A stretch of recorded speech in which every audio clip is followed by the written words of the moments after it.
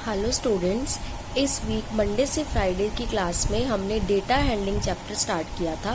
Data handling chapter में आज तक आपने जितना भी पढ़ा है हम उसकी रिवीजन करेंगे। तो डेटा हैंडलिंग में आपने पढ़ा कि व्हाट इज डेटा। डेटा क्या है? जो भी आपको इन्फॉर्मेशन मिलती है वो क्या होता है? डेटा। बेसिकली डेटा को हम क्या कहेंगे? इंफॉर्मेशन। ठीक है। अब ये इन्फॉर्मेशन कहाँ से आपको मिल सकती है? आपको मैंने उस दिन बताया था क्लास में, इन्फॉर्मेशन हम कहीं से भी कलेक्ट कर सकते हैं। फॉर एग्जाम्पल आप इंटरनेट से कलेक्ट कर सकते हो, हॉस्पिटल से कलेक्ट कर सकते हो, न्यूज़पेपर से कलेक्ट कर सकते हो। ठीक है। अब उसके बाद आता है डेटा हैंडलिंग। डेटा हैंडलिंग मतलब इसे हैंडल कैसे करना है इस डेटा को। तो डेटा हैंडलिंग के हमारे पास स्टेप्स थे।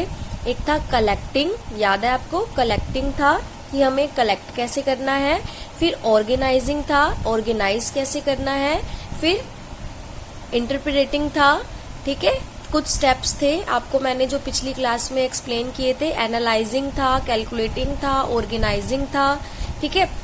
मैं यहाँ लिख देती हूँ collecting, organising, representing, analysing, interpreting. तो ये 5 स्टेप्स थे हमारे जिसमें हमने डेटा को हैंडल करना था। पहले हम कलेक्ट करेंगे डेटा को, फिर ऑर्गेनाइज करेंगे, फिर रिप्रेजेंट करेंगे, फिर एनालाइज मतलब कैलकुलेट करेंगे, और फिर इंटरप्रेट मतलब रिजल्ट निकालेंगे। इसके बाद आपने पढ़ा था कि एक तो रेंज पढ़ा था आपने। What is range? रेंज के बारे में मैंने आपको बताया था कि ये क्या है? डिफरेंस है किसके बीच में? मैक्सिमम वैल्यू के बीच में और मिनिमम वैल्यू के बीच में। रेंज क्या है? डिफरेंस है। जैसे कोई भी डेटा दिया हुआ है, सपोज आपको ये दिया हुआ है, मान लो ये कोई डेटा दिया हुआ है और कहा जाए कि इसकी रेंज निकालो, तो वो क्या होगी? मैक्सिमम में से मिनिमम वैल्यू आपने सब्ट्रैक्ट करनी है। मैक्सिमम वैल्यू कौन सी है? 24, और मिनिमम वैल्यू कौन सी है? 1। तो आपकी क्वेश्चन की डेटा की जो रेंज है वो क्या आ गई? 23। क्लियर है? इस रेंज के बाद आपने पढ़ा था मेजर ऑफ सेंट्रल टेंडेंसी। क्या पढ़ा था? मेजर ऑफ सेंट्रल टेंडेंसी, जिसमें आपने 3 मेथड पढ़े थे, mean, median and mode.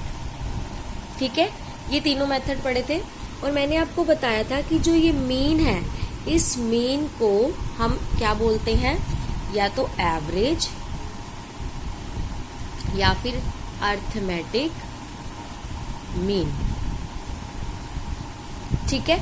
Average मतलब मीन हमें क्या बताता है? एक एवरेज नंबर। जैसे हमने कुछ एक एग्जांपल डिस्कस किए थे कि बहुत सारी सिचुएशंस हैं जिसमें पूरा का पूरा डेटा सेट हमें इंफॉर्मेशन नहीं दे पा रहा। हमें एक सिंगल वैल्यू चाहिए होती है। हम एक सिंगल वैल्यू के बेस पे सारे डेटा सेट की इंफॉर्मेशन पा सकते हैं। जैसे मैंने ब्लड सैंपल का आपको बताया था, जैसे हमारे जब कोई टेस्ट करना हो, ब्लड टेस्ट, तो एक सैंपल लिया जाता है आपका ब्लड का, कुछ एक ड्रॉप्स लेता है, उन कुछ एक ड्रॉप्स के बेसिस पे वो सारे ब्लड की रिपोर्ट आपको दे देता है। ठीक है। तो मीन आपने कैसे निकालना है? जो मीन है, पहला हमारा था मीन। मीन कैलकुलेट करने के लिए आपको फॉर्मूला ध्यान रखना है, mean equals to sum of observations divide by total number of observation. जैसे मान लो आपके पास कोई भी डेटा है, आपको क्या करना है? मीन का फॉर्मूला सम ऑफ ऑब्जर्वेशन, इन सब का क्या करना है? सम। 4 + 3 + 2 + 1 + 5 + 8 + 3 डिवाइड करना है टोटल नंबर ऑफ ऑब्जर्वेशन। मतलब ये है कितने? 1 2 3 4 5 6 7। क्लियर है? अब आपको क्या करना है? इनको सम करना है, इनको प्लस करना है, जो भी इनका प्लस होगा उसको 7 से डिवाइड करना है, वो आपका क्या आ जाएगा? मीन। ठीक है। फिर था हमारे पास मीडियन। मीडियन में आपको मैंने क्या बताया था, मीडियन हमें क्या बताता है, मिडल वैल्यू। क्या बताता है मीडियन, मिडल वैल्यू, बीच की वैल्यू बताता है। तो सिंपल हमने ध्यान देना था, इसके अंदर दो केसेस थे, एक ओड डेटा सेट और एक था even data set. Odd data set में सिंपल हम मीडियन निकाल सकते हैं, जैसे सपोज आपके पास ये है, ठीक है। अब देखो पहले ये कौन सा सेट है इन दोनों में से, 1 2 3 4 5 6 7, 7 इज ओड नंबर, तो ये हमारा कैसा सेट है, ओड डेटा सेट। तो 7 है हमारे पास टोटल ऑब्जर्वेशन, तो हम 3 इधर से लीव कर देंगे, 3 इधर से लीव कर देंगे, जो ये मिडल वाली है ये आपका क्या हो जाएगा, मीडियन, ठीक है।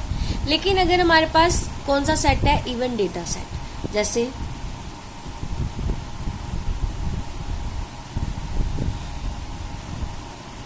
ठीक है 1 2 3 4 5 6 7 8, इवन डेटा सेट है क्योंकि 8 हमारा इवन नंबर है। इस केस में आपको क्या करना है, देखो 3 इधर छोड़ोगे, 3 इधर से लीव कर दोगे, बीच की कितनी बची वैल्यू, 2 वैल्यूज। इन 2 वैल्यूज को आपने क्या करना है, प्लस करना है और 2 से डिवाइड करना है। 2 से क्यों डिवाइड करना है, क्योंकि ये कितनी वैल्यूज है, 1 एंड 2। ये मैंने रैंडमली डेटा लिया है, इसलिए आपका आंसर सही ऐसे नहीं आ रहा, आपको जब भी क्वेश्चन दिया जाएगा उस अकॉर्डिंगली आपका आंसर मिल जाएगा। तो मीडियन इस तरीके से निकालना है। फिर आपके पास था मोड। मोड मतलब डेटा सेट में जो सबसे ज्यादा वैल्यू रिपीट हो रही होगी, सबसे ज्यादा बार रिपीट हो रही है। जैसे सपोज ये एग्जांपल है आपके पास,